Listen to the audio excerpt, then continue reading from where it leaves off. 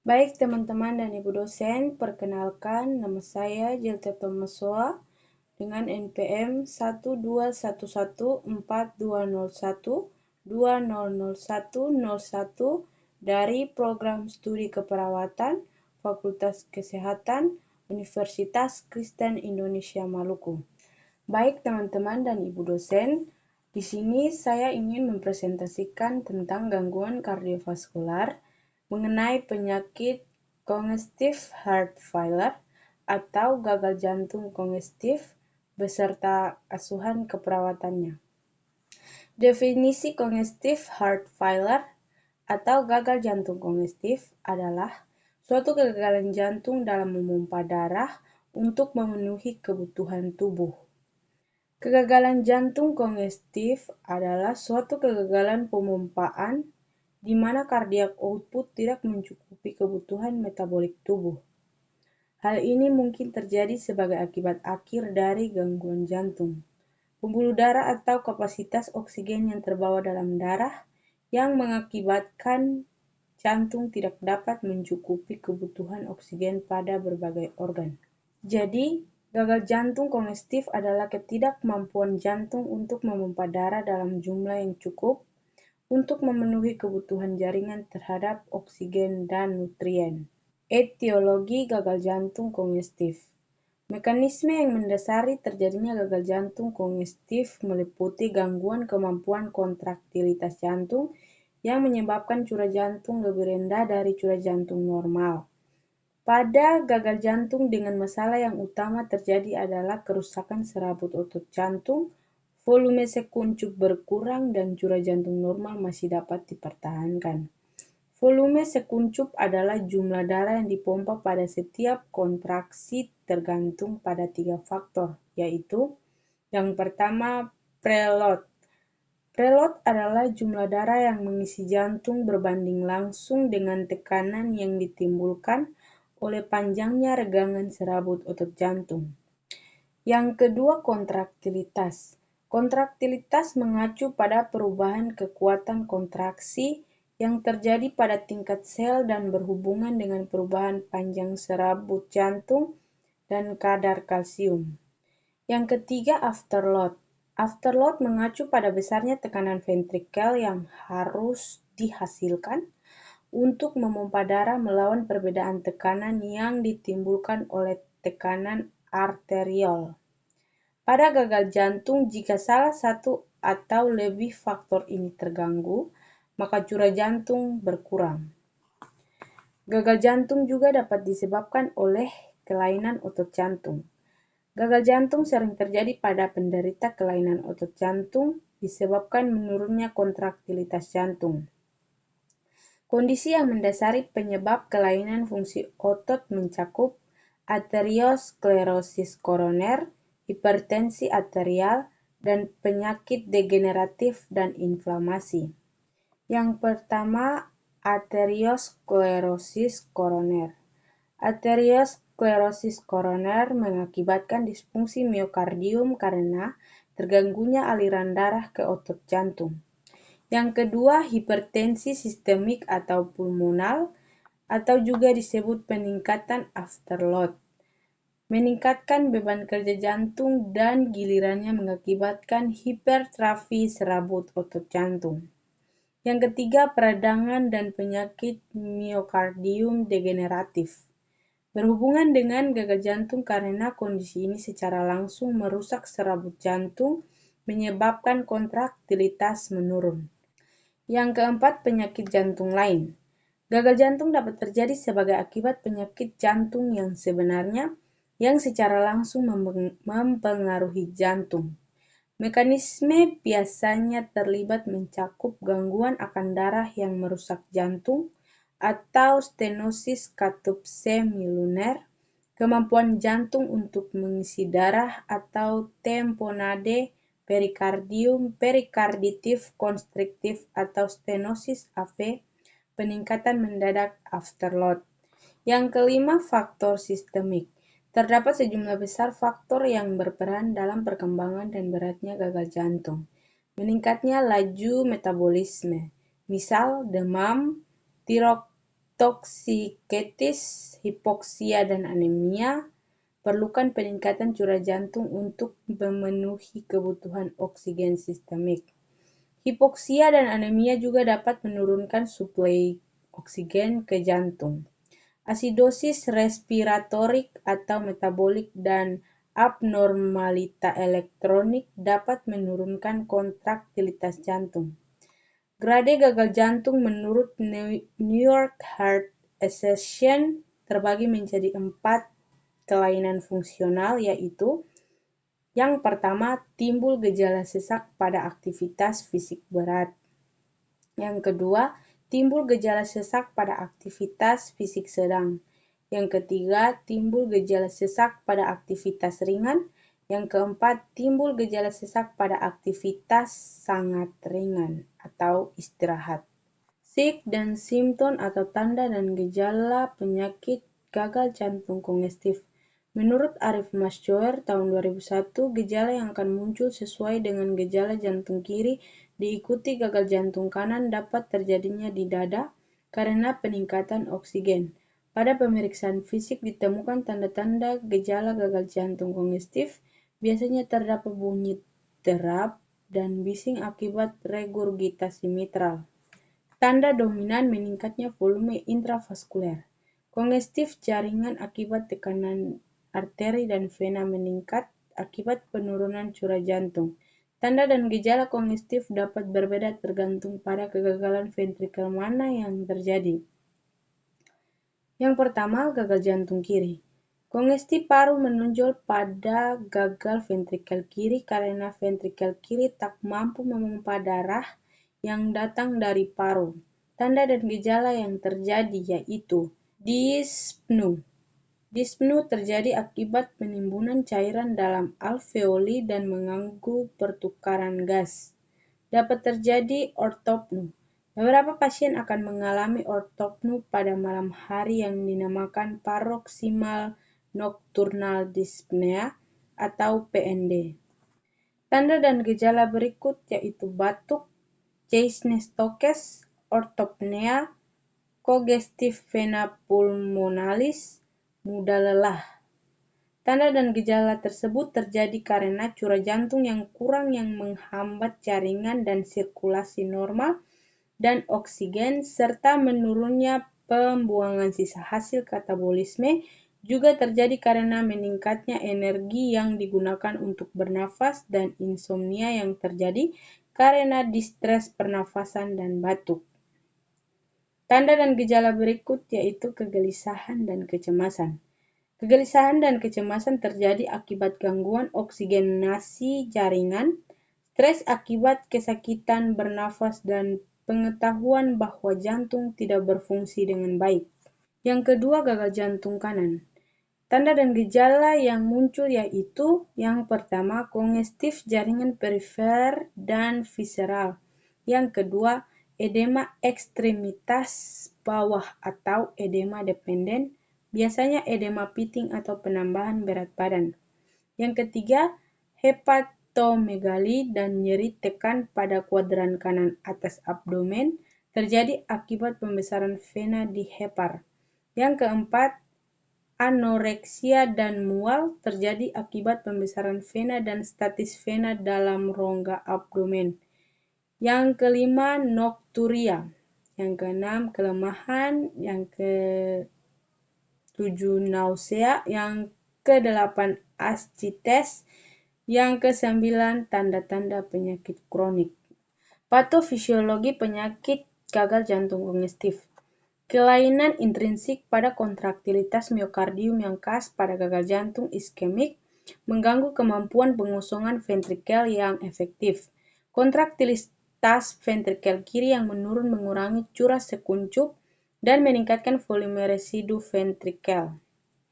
Dengan meningkatnya EDV atau volume akhir diastolik ventrikel, maka terjadi pula peningkatan tekanan akhir diastolik ventrikel kiri atau LVEDP. Derajat peningkatan tekanan tergantung dari kelenturan ventrikel. Dengan meningkatnya LVEDP, maka terjadi pula peningkatan tekanan atrium kiri atau LAD karena atrium dan ventrikel berhubungan langsung selama diastole. Peningkatan LAD diteruskan ke belakang ke dalam anyaman vaskular paru-paru. Jika tekanan hidrostatik dari anyaman kapiler paru-paru melebihi tekanan orkotik vaskular, maka akan terjadi transudasi cairan ke dalam interstisial. Peningkatan tekanan lebih lanjut dapat mengakibatkan cairan merembas ke dalam alveoli dan terjadilah edema paru-paru. Tekanan artena paru-paru dapat meningkat sebagai respon terhadap peningkatan krenis tekanan vena paru. Hipertensi pulmonan meningkatkan tekanan terhadap ejeksi ventrikel kanan.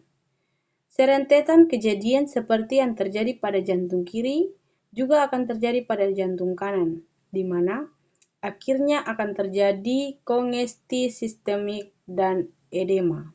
Perkembangan dari kongesti sistemik atau paru-paru dan edema dapat dieksaserbasi oleh regurgitasi fungsional dari katup-katup tricus pidalis atau mitralis bergantian.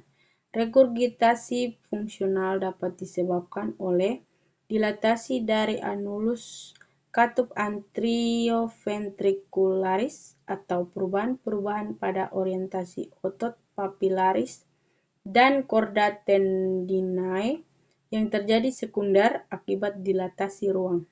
Diagnosa keperawatan yang dapat muncul. Yang pertama, penurunan curah jantung berhubungan dengan perubahan kontraktilitas miokardial atau perubahan inotropik, perubahan frekuensi irama dan konduksi listrik. Yang kedua, gangguan pertukaran gas berhubungan dengan kongesti paru, hipertensi pulmonal, penurunan perifer yang mengakibatkan asidosis laktat, dan penurunan curah jantung. Yang ketiga, kelebihan volume cairan berhubungan dengan berkurangnya curah jantung, retensi cairan dan natrium oleh ginjal, hipoperfusi ke jaringan perifer, dan hipertensi pulmonal. Yang keempat, ansietas berhubungan dengan penyakit kritis, takut kematian atau kecelakaan, perubahan peran dalam lingkungan sosial, atau ketidakmampuan yang permanen.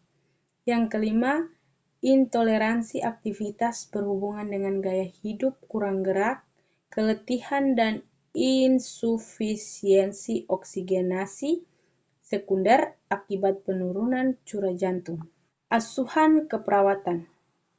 Asuhan keperawatan pada Tuan F dengan kasus gagal jantung kongestif di ruang melati Rumah Sakit Umum Ambon.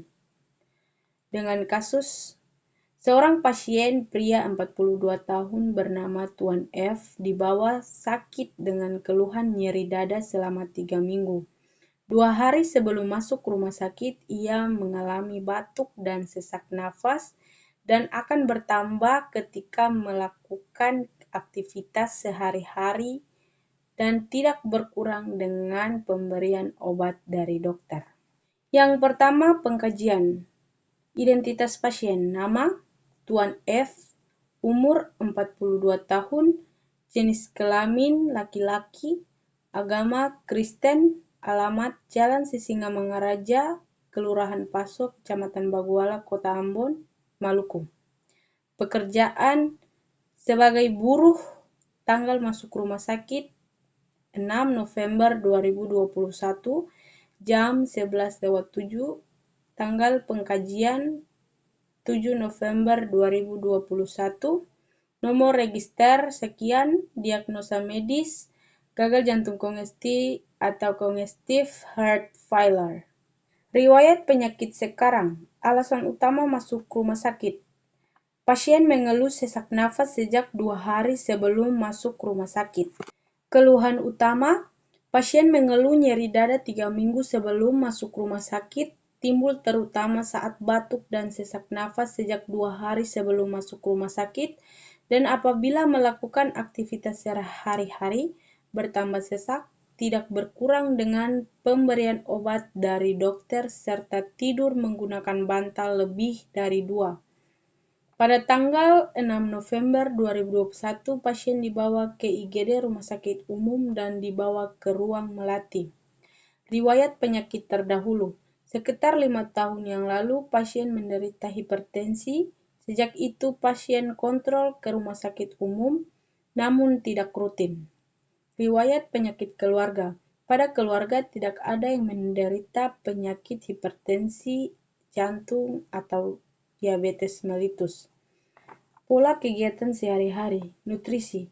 Sebelum masuk rumah sakit, pasien makan 3 kali sehari dengan porsi cukup. Saat masuk rumah sakit, pemenuhan nutrisi diet jantung 3 dengan 1.700 kal, minum 750 cc per 24 jam. Kesulitan menelan tidak ada, keadaan yang mengganggu nutrisi tidak ada. Setelah masuk rumah sakit, pasien mengatakan perut semakin membesar, mudah kenyang, makan kurang dari 1 piring, nafsu makan baik. Pola eliminasi. BAB, frekuensi 1 kali 2 hari, warna dan bau coklat, konsentrasi lunak. BAK, frekuensi 5-6 kali per hari, warna dan bau kuning, keluhan tidak ada. Pola tidur dan istirahat. Sebelum masuk rumah sakit, frekuensi 2 kali per hari, jam tidur siang 4-5 jam per hari, tidur malam 6-7 jam per hari, keluhan tidak ada. Setelah masuk rumah sakit, frekuensi 2 kali per hari, tidur siang 4-5 jam per hari, tidur malam 6-7 jam per hari, keluhan sesak dan mudah terbangun. Pola aktivitas. Sebelum masuk rumah sakit, pasien hanya istirahat di rumah saja. Tidak ada kegiatan sehari-hari karena merasa sesak ketika melakukan aktivitas yang agak berat. Setelah masuk rumah sakit, pasien hanya duduk dan berbaring di ranjang.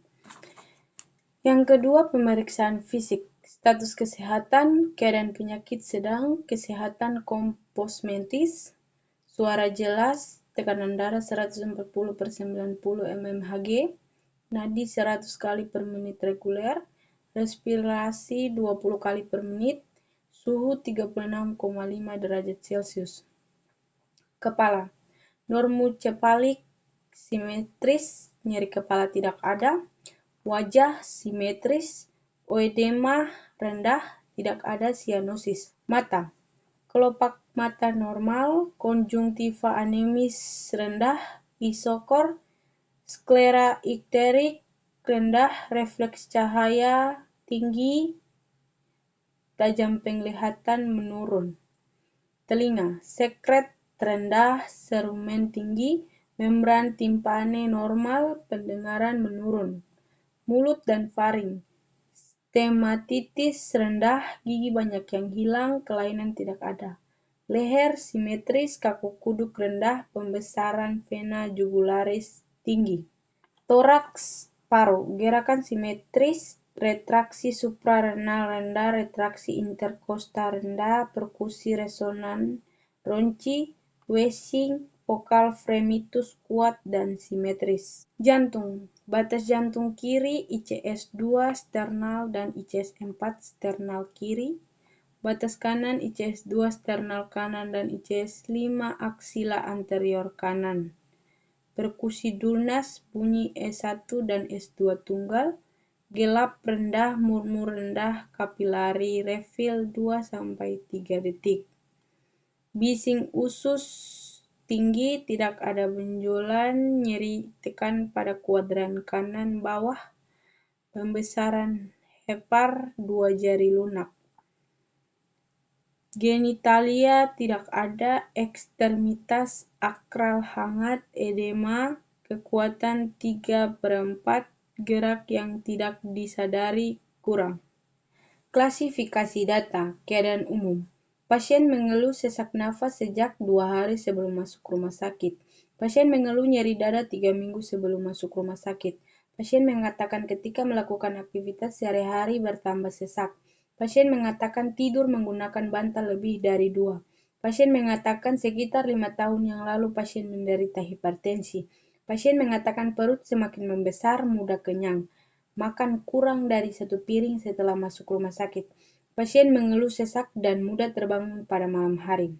TTV, tekanan darah 140/90 mmHg, nadi 100 kali per menit reguler, respirasi 20 kali per menit, suhu 36,5 derajat Celcius, penglihatan tajam menurun, telinga serumen lebih tinggi, mulut dan faring, gigi banyak yang hilang, leher pembesaran vena jugularis lebih tinggi, abdomen nyeri tekan pada kuadran kanan bawah, ekstremitas kekuatan 3/4.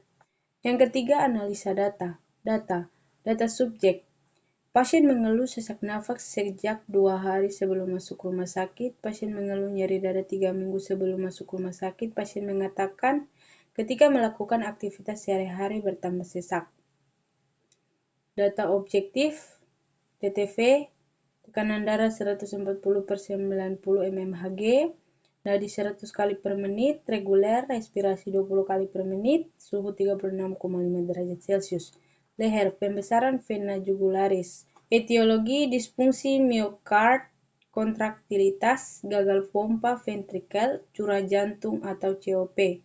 Problem, penurunan curah jantung. Yang berikut data subjek. Pasien mengeluh sesak nafas sejak 2 hari sebelum masuk rumah sakit. Pasien mengatakan ketika melakukan aktivitas sehari-hari bertambah sesak, tajam penglihatan menurun. Data objektif, ekstremitas kekuatan 3/4.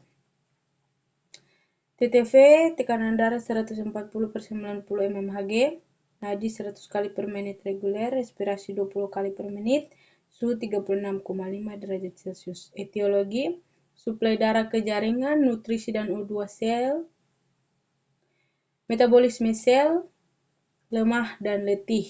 Problem, intoleransi aktivitas. Yang keempat, diagnosa keperawatan. Diagnosa keperawatan yang dapat yang pertama, penurunan curah jantung berhubungan dengan perubahan kontraktilitas miokardial. Yang kedua, intoleransi aktivitas berhubungan dengan kelemahan dan keletihan. Yang kelima, intervensi. Intervensi diagnosa yang pertama yaitu kaji dan catat tekanan darah, sianosis, irama dan denyut jantung. Instruksikan untuk menjaga keseimbangan intake dan output. Jelaskan tentang penggunaan dosis, frekuensi, dan efek samping obat. Kolaboratif, diuretik, dan antibiotik. Dengan tujuan, setelah dilakukan tindakan keperawatan, kondisi pasien dapat membaik dengan kriteria tanda-tanda vital dalam batas normal. Tidak ada hipotensi, AGD dalam batas normal, tidak ada distensi vena jugularis. Intervensi dari diagnosa keperawatan yang kedua yaitu kaji respon emosional, sosial, dan spiritual, monitor respon kardiorespiratori terhadap kelelahan, instruksikan teknik relaksasi selama aktivitas, evaluasi motivasi klien terhadap peningkatan aktivitas. Dengan tujuan, setelah dilakukan tindakan keperawatan diharapkan intoleransi aktivitas pasien dapat teratasi dengan kriteria hasil TTV dalam batas normal, pasien mampu mendemonstrasikan aktivitas dan self-care. Yang keenam, implementasi. Implementasi untuk nomor diagnosa 1 pada tanggal 8 November 2021 pada jam 9.00. Tindakan keperawatan yang dilakukan yang pertama, mengkaji dan catat tekanan darah, sianosis, irama, dan denyut jantung. Yang kedua, menginstruksikan untuk menjaga keseimbangan intake dan output. Yang ketiga, menjelaskan tentang penggunaan dosis, frekuensi, dan efek samping obat. Yang keempat, mengkolaborasi pemberian diuretik dan antibiotik. Didapat evaluasi proses S. Klien mengatakan sesak nafas dan jantung bergerak tidak teratur.